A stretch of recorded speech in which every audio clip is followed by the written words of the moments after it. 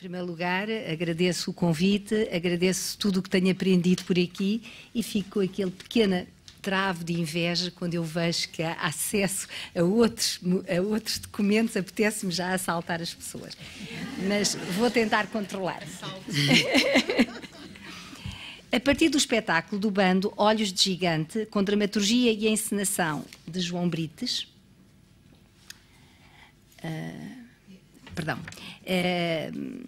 e Miguel Jesus, de 2013, vou interrogar o radicalismo performativo de Almada na sua relação com formas do modernismo em teatro. Foram já 3 os espetáculos do bando que procuraram, em escritos vários de Almada Negreiros, o ponto de partida para construções cênicas relativamente despojadas e para partituras de gestos e frases a atribuir a atores. Os Cágados, em 1985, a partir do conto O Cágado, de 21, a que se juntaram passos de A Engomadeira. Amanhã, de 1992, a partir da peça Antes de Começar, de 1919, e já este ano, em 2013, Olhos de Gigante, a partir do Menino de Olhos de Gigante, de 21, e excerto do poema publicado na Contemporânea, em 22. Neste último caso, foram convocados fragmentos dos mais variados textos assinados por Almada, desde poemas e ficções a manifestos e conferências, mas não a peças de teatro, compondo com esses fragmentos uma elaborada dramaturgia que é assinada por João Brites e Miguel Jesus. Veremos como, reproduzindo com rigor fragmentos de textos de Almada Negreiros, a verdade é que o resultado é um patchwork que opera uma colagem muito curiosa a partir de vários textos, todos devidamente referidos aos 3 volumes da Acírio e Alvim, ficções, manifestos e conferências e poemas. Quanto ao roteiro do espetáculo, que ocupa 19 páginas A4, vemos como verticalmente se alinham 4 colunas da esquerda para a direita. Em primeiro lugar, os diálogos entre a menina e o senhor. Depois, as indicações cênicas que referem as marcações dos atores e algumas explicações sobre o significado de atitudes e movimentos. Depois, as indicações sobre iluminação de cena e sonoridades. Por último, uma obsessiva e rigorosa planificação das cenas aos minutos e segundos, prefazendo no total do espetáculo os exatos 59 minutos e 58 segundos, o que era escrupulosamente cumprido. É ainda curiosa a construção textual deste espetáculo, na medida em que a formação das frases e a sua atribuição às 2 figuras em cena obedecem a uma rigorosa explicitação do lugar exato de onde foi retirada o verso, a frase, às vezes uma simples palavra. Por outro lado, as palavras em caixa alta são as explicações inventadas para contextualizar as falas. Vejamos, por exemplo, a página 9 do roteiro. Menina. Era uma vez uma menina que só via muito ao longe e um senhor que só via muito de perto. A menina queria partir para o outro lado, mas o senhor tinha muito, muito medo do desconhecido. As palavras eram ditas então pela menina e são transcritas com remissão exata para o texto de onde foi retirado. Todas as manhãs ia brincar com os vizinhos para a sombra da igreja. Depois do almoço, a sombra era do outro lado. Vem dos manifestos e conferências, página 77. Quando já estava, aqui há um M a mais, portanto está sinalizado, todos a dormir, acendia a vela. A vela não tinha nem metade da força do sol, tinha, porque devia estar, tem no texto inicial, mas as sombras da vela estavam sempre a tremer e as do sol não. Ficções, página 92. É anterior? Eu daqui não estou a ver. Não, não. Não, não, é este já. Não, não, é isto que eu estou a dizer. É. Se calhar é... Desculpem. Peço desculpa. Não, eu estava distraída. Peço desculpa. Portanto, estão assinaladas com a indicação de onde é que vem, são retiradas, são segmentos de frase, às vezes muito pequeninos, mas tanto basta para logo à frente se dizer de que volume foi retirado, em que página é que está. No caso dos manifestos e conferências, procurando na fonte, a frase reporta-se ao texto retrato da estrela que guiou o filho pródigo na volta à casa paterna. No caso das ficções, procurando na fonte, vemos que as linhas citadas reportam-se ao texto breve Pierrette estava sozinha. Em ambos os casos parece, portanto, justificada a razão da sua importação para as réplicas da menina. Nos 3 espetáculos de que falarei, verificava-se uma mesma regra cenográfica que, de resto, inspira muitas das construções do bando e a que não é estranha a circunstância de João Brites vir das artes plásticas. Trata-se de um dispositivo escultórico localizado na parte central da cena, uma das suas máquinas de cena, em que se reconhecem virtualidades simbólicas e que se articulam dramaticamente, em termos de ação e movimento, com os atores. De facto, não há geralmente nas criações cenográficas do bando o apego ao arco do proscénio ou o gosto em usar bambolinas ou reguladores. Pelo contrário, esses elementos de delimitação são geralmente ignorados, mesmo quando trabalham sobre um tablado regular, o que de resto não acontece na maior parte dos casos.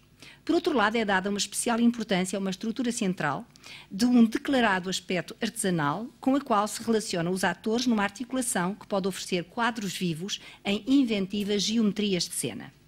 No caso dos Cágados, 1985, que teve adaptação, encenação e cenografia de João Brites, com apoio cenográfico de Isabel Carretas, mostrava-se um cenário imóvel que visava revelar em palco aquele homem, muito senhor da sua vontade, que escavara o buraco por onde se enfiara o cágado que ele tinha visto e que queria a viva força levar para casa a fim de provar à família que tinha realmente visto o animal.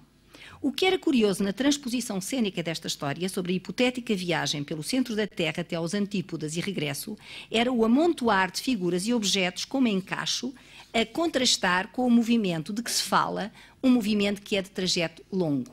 Essas presenças fixas eram, por um lado, a carapaça de um Volkswagen, um carocha semi-enterrado, um lavatório, uma cabeceira de cama em ferro forjado e uma trupe de pessoas formando quase uma escultura de grupo. De algum modo, talvez este trabalho do bando, e eu acho que tenho mais uma fotografia, de algum modo, este trabalho do bando visasse duplicar em cena a subversão que a Almada já tinha realizado no próprio texto, como sugeriu Ellen Sapega. De acordo com a estudiosa, é visível que a Almada, no texto O Cágado, estava ostensivamente a alterar o que seriam as regras da linguagem jornalística, referidas à secura da descrição e narração objetivas, oferecendo em seu lugar um tipo de escrita organizada de acordo com a ordem da ingenuidade. Então, no caso do espetáculo do bando, talvez se possa ler na sua proposta cênica que o cágado é a metáfora do homem na cidade, aquele que evita a luz e que se obstina a seguir cegamente numa determinada direção. Daí todas as modalidades de movimentação lenta, sobreposição de corpos, descoordenação dos olhares de cada um. Como se pode aqui também ver. Aliás, foi desse modo que João Brites escreveu sobre o espetáculo. O espaço cênico escolhido tenta sublinhar essa rua apinhada de gente que se fala sem diálogo, que não vê, como cego alheio a rostos alheios. Entretanto, o espetáculo Amanhã, levado à cena pelo bando em 92, integrava o Lever de Rideau, que Almada escrevera em 1919 para o Teatro Novo de António Ferro, com o título Antes de Começar, mas que só estreou de facto em 1948 com figurinos desenhados por Almada Negreiros, no contexto do Teatro Estúdio do Salitre, que se apresentava no Instituto de Cultura Italiana em Lisboa. Dessa peça de Almada, em que contracenam um boneco e uma boneca, João Brites procurou deduzir a razão central para colocar em cena uma Dona Perpétua do Socorro, figura inventada para a atriz Paula Só, e o chefe Lopes, a figurar pelo ator Pompeu José. Eram então muito pirandelianamente duas personagens à procura de um texto. Nesse sentido, o trabalho dramatúrgico consistiu em articular, por um lado, esses caracteres já inventados na sua coloração tipicista e, pelo outro, a peça da Almada, que criava um diálogo de bonecos num estilo aparentemente naif. A promessa de posteridade desse tal Amanhã, invocado no título do espetáculo, progredia então como uma construção paulatina da cena e das figuras na sua autorrevelação e, claro, na descoberta do amor. Nesse sentido, o trabalho dos atores consistia, em primeiro lugar, na construção de uma casinha retábulo, em cena, usando tábuas, rendas de bilro, toalhas e lençóis bordados, etc., mas não excluindo a sua leitura como eventual barraca de feira para um espetáculo de Robertos. Mas havia ainda no decurso do espetáculo a transfiguração sobre o próprio corpo, como na figura da boneca, que vai progressivamente vestindo um traje autêntico de noiva minhota a que se junta o noivo. O encenador João Brito sugeria, assim, a transferência do naif do texto original para um sentido do artesanal, enquanto as figuras dos bonecos serviam para as personagens inventadas e a partir das quais a companhia se apropriava da proposta de Almada para a cena. Este espetáculo, como vários outros espetáculos desta companhia, teve também a sua circulação internacional. Para a apresentação do espetáculo Olhos de Gigante, o bando retomou já em 2013 a sua visão da obra de Almada, sublinhando a importância decisiva da dimensão da fantasia e do sonho, como escreviam na apresentação do espetáculo. Enquanto alguns só veem aquilo que está mais perto, ocupados com os afazeres de cada dia, outros sonham com as paisagens e as quimeras mais longínquas, sem conseguirem distinguir os contornos que os rodeiam. Uns não sabem sonhar senão a vida, outros não sabem viver senão o sonho. Mas como se mantém então o mundo a funcionar? E que mundo é o nosso que, vivido ou sonhado, esconde sempre um outro lado? E ainda, queremos partir para o desconhecido, sabendo que é preciso parar para partir, mesmo que se parta sem sair do lugar, sabendo que se lá chegarmos, não poderemos mais perguntar à nossa sombra de quem foges tu, sabendo que algo terá de desaparecer quando a luz se apagar, acreditando que alguma coisa finalmente aparecerá quando a escuridão se acender. Trabalhando, portanto, o oxímoro, e esta não é a primeira vez que o faz, o bando regressava assim à Almada Negreiros e confrontava a vida com o sonho, sublinhando, como fez já em muitos dos seus espetáculos, a urgência de não dispensar essa instância que é a que mais rigorosamente define o humano. As cenas estavam então afinadas entre texto, atores e no lugar central, como é costume nas suas encenações, João Brites colocou uma máquina de cena. Esta apresentava-se como uma espécie de painel solar que se movimentava com algum ruído, acionado por uma rotatividade em círculo e marcava a luz e a sombra. Por aí esta máquina de cena ia assinalando a rotação dos dias e das noites e pautando assim a conversa entre a menina e o senhor, cada um colocado de um dos lados desse dispositivo. É ainda visível na arquitetura deste artefacto, mas também nas linhas traçadas no chão e no recorte de alguns pormenores, o uso da geometria, apontando um dos vetores maiores da obra e do pensamento de Almada. No canto superior esquerdo do guião do espetáculo surge uma afirmação de sabor proverbial que parece querer resumir a intenção maior do espetáculo. Perdão. Mudar é sair pela porta da sua sombra e ficar diferente no mesmo lugar. Tratar-se-ia, portanto, de uma transformação a operar no interior de cada um, como resposta a uma aprendizagem necessária. O espetáculo se definia-se então como uma sequência de quadros cujos títulos convocavam um substantivo a que se acrescentava uma breve explicação em formato próximo do adágio popular. O sonho, o mundo a funcionar, não deixa o mundo para sonhar. A loucura, quem vê de perto não vê de longe que há um gigante na sua sombra. A sombra é um caminho por onde se pode partir. O artista é a voz da nossa sombra. A solidão, quem desespera, espera. A viagem, quem quer mudar, aceita partir para o desconhecido. O avesso, o outro lado, está aqui mesmo ao lado. Esta sequência de enunciados regula os fragmentos dos textos ditos em cena, trabalhando o contraditório. A luz igual à tristeza, opõe-se à sombra, igual ao sonho. O trabalho mecânico opõe-se à exuberância da alegria e do sonho.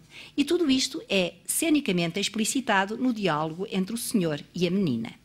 Ele é arrumadinho, o que o reporta nas indicações cênicas do guião à reminiscência do operário que numa zona febril ocupa o menor espaço possível e se esquiva, estou a citar, e se esquiva aos braços rotativos da maquinaria. Ela é a menina, que no seu trabalho corporal é articulada, expansiva, extravagante, que foge aos beliscões da tia. É ele que faz a luz, porque tem medo do escuro e quando abranda surge a sombra. Esta oposição em termos de idade, género, profissão, traços comportamentais, surge no guião do espetáculo, também referida à oposição entre a formiga e a cigarra. Mas os dois atores surgem em cena com o mesmo figurino, semelhante ao fato macaco ou piloto aviador que Almada Negreiros desenhou e usou de forma tão exuberante na sua conferência futurista em abril de 1917. Mas enquanto que o fato do senhor, figurado por Raul Atalaia, é feito de um tecido cinza claro, a menina, trazida à cena por Ana Brandão, tem um em tecido branco e brilhante. Une-os, todavia, um mesmo aviamento, como se diz na costura. No fato de ambos, os botões são pequenos, quadrados azuis, tendo o senhor na mão uma espécie de reco-reco que é feito de um quadrado azul sobre o qual ele incansavelmente faz girar a pequena manivela, sendo vermelha a superfície circular sobre que roda a manivela. A solução cenográfica neste espetáculo voltava a ser, como nos anteriores que eu já referi, uma máquina de cena de fabrico artesanal que ocupa uma posição central no espetáculo. E o jogo de luzes trabalha a sucessão do dia e da noite, da luz e da sombra. Com direção musical de Jorge Salgueiro, o espetáculo apresentava, em termos de sonoridade, para além das vozes e do ruído do reco-reco, música de sintetizador e sons de uma tuba que Gil Gonçalves tocava ao vivo, mas fora de cena, e que ao longo do guião é referida à articulação entre estados de alma e formas de tocar. Tuba repentista, tuba virtuosa, tuba amante, tuba saltitante, tuba gravação cacofónica. Enunciados os caminhos seguidos por João Brites e o bando para levar à cena o mundo da Almada Negreiros, valerá a pena tentar sistematizar brevemente essa aproximação através de duas questões. Que teatro é este que nos oferece o bando na sua abordagem à Almada Negreiros? Que Almada é aqui convocado e que lugar ocupa a performance neste teatro? Um dos aspectos já referidos sobre a interpretação feita pelo bando ao universo de Almada tem a ver com a recusa do naturalismo e o gosto de criar um objeto central, obra escultórica, a tal máquina de cena, de funcionamento prático na relação com os atores e que não exige de todo um palco tradicional, antes procura fugir dele. Esse objeto apresenta características artesanais na textura e no formato e é manipulado ao longo do espetáculo pelos atores, assim provando a sua utilidade prática e a sua capacidade de transformação da cena, como é natural, mas enunciando também formas de devir do mundo e da história. Apresenta ainda cumulativamente um sentido simbólico que transparece ao longo do espetáculo, quer na sucessão das ações cênicas que com ele interferem, quer na sua eventual transformação física, quer ainda no jogo com outros elementos de cena, como a música ou o desenho de luzes. No caso de Olhos de Gigante, mais do que nos dois anteriores, é ainda visível na materialidade do texto a dizer o trabalho de colagem, visando um objeto compósito que integra fragmentos minúsculos, cirurgicamente recortados e colados e que foram retirados de textos tão variados como poemas, conferências, manifestos e ficções, num jogo que necessariamente recusa uma etiquetagem única. Fazendo um levantamento dos textos a que foram buscar o que dizer em cena, a variedade é grande, mas é sobretudo em dois poemas que se reconhece o sentido fundacional do espetáculo, O Menino de Olhos de Gigante e Reconhecimento à Loucura.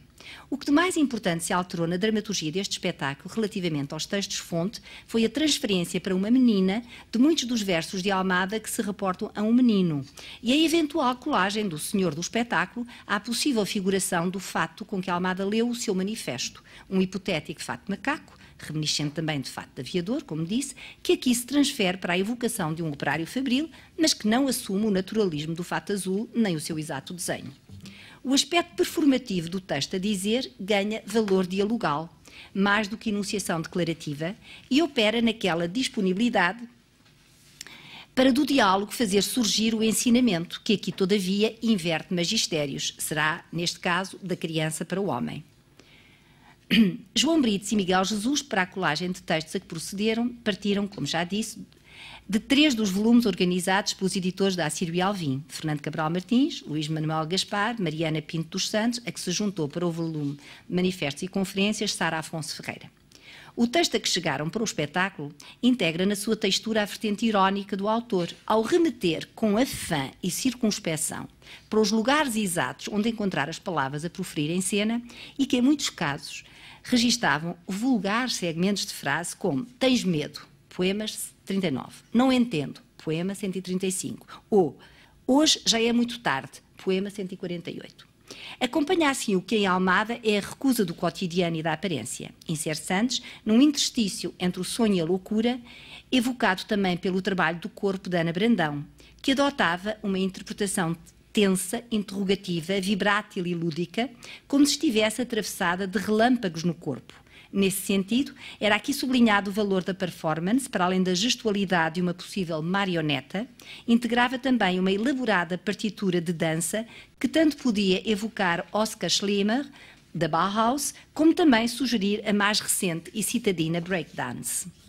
No final do espetáculo, e acompanhando ainda a evocação da obra da Almada à saída, os espectadores eram brindados com quadrados azuis em cartolina, onde se lia "Isto é um triângulo".